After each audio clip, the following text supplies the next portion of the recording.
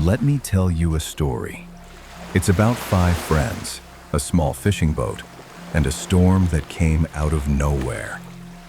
It's a mystery that starts on a perfect, beautiful morning, vanishes into a decade of absolute silence, and then it resurfaces. It resurfaces with an impossible discovery on a deserted island thousands of miles from where it all began. A discovery that, you'll see, solved nothing, and only left us with even deeper questions.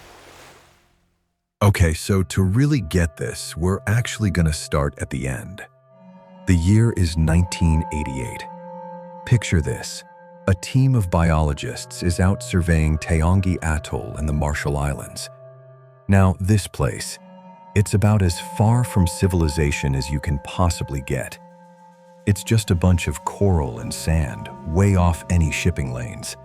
There's no fresh water, and it's so isolated that the US government once thought about using it for atomic bomb testing. Basically, it's a place no one should be. And yet, that's where a marine biologist named John Naughton found something that made no sense at all. First, he sees this small boat, just wrecked on the shore. Looks like it hit the reef pretty hard.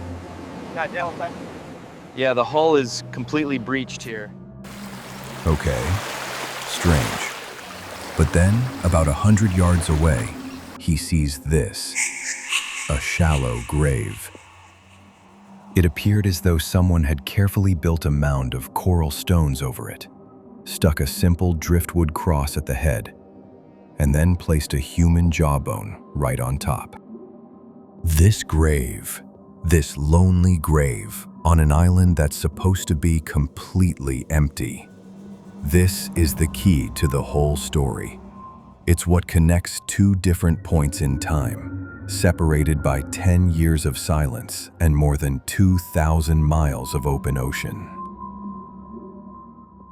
I mean, just think about how brutal this place is. Trying to survive here would be, well, next to impossible. You've got no water, nothing you can eat, and 0 hope of anyone spotting you. So the question for John Naughton and his team was just staggering. Who is buried here? And how in the world did they end up in one of the most desolate places on the entire planet? To even begin to answer that, we have to go back.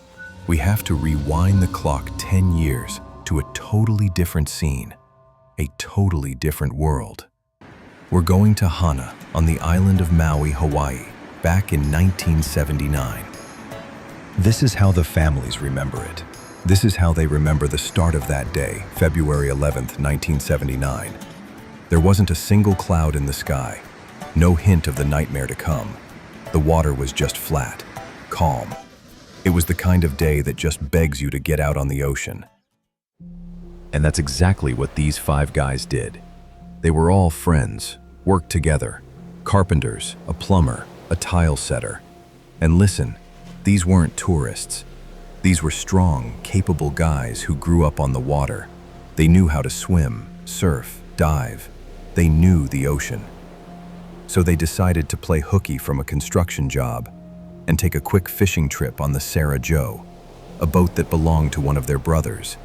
So they head out mid-morning, not many supplies with them. But later that day, the weather changes with terrifying speed. A brutal storm just explodes out of nowhere, churning the sea into a monster with 25-foot waves. When the Sarah Joe isn't back by evening, one of the men's fathers, John, he just can't wait. He goes out into that gale himself, searching, desperate for any sign of his son and the other 4 men. But his search was just the beginning.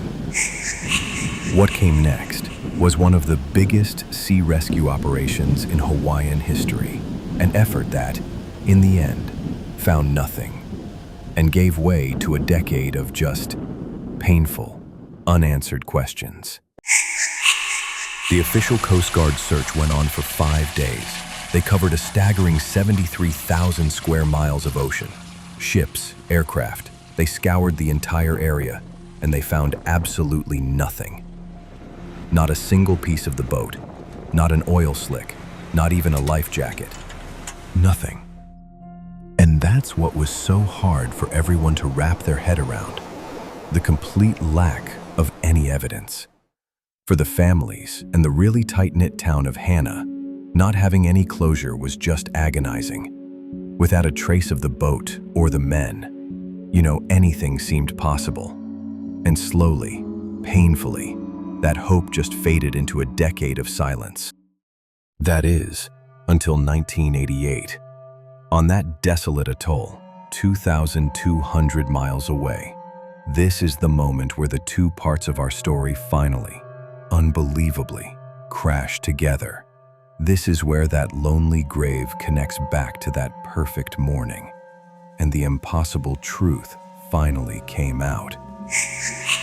That little boat they found on Bikar, they checked the registration number.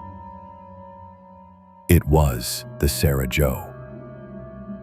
And the jawbone from that makeshift grave, dental records confirmed it. It belonged to Scott Moorman, one of the 5 missing men. After 10 long years, one of them had been found. But this discovery, it didn't bring closure.